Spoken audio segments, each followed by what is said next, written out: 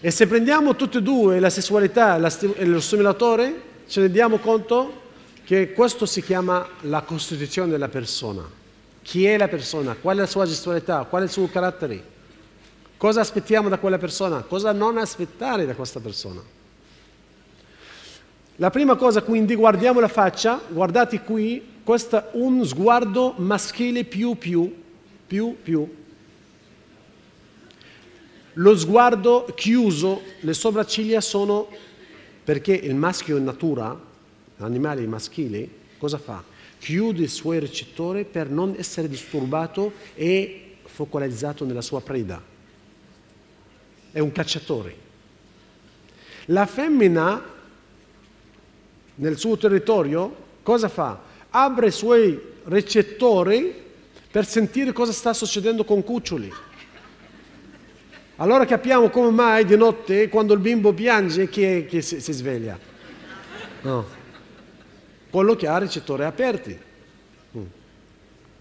E poi abbiamo un stato intermediario maschile, femminile equilibrato, e poi abbiamo femminile, maschile equilibrato.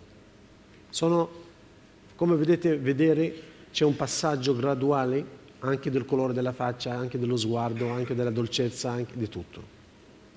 Quindi la prima cosa guardiamo questo. La seconda cosa, dividiamo la faccia in 4 fasi, in 4 segmenti, e vedete una persona di natura fuoco, la parte superiore del cranio è sviluppata, mentre quello dell'aria, la seconda parte, quella degli zigomi e del naso, è sviluppata, quindi ha un naso aquilino e aria.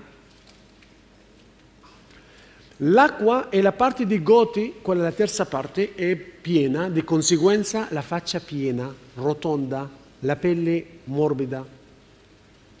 La terra e le mascelle sono larghe, il naso largo e gli occhi sono leggermente distanziati e la pelle ruvida.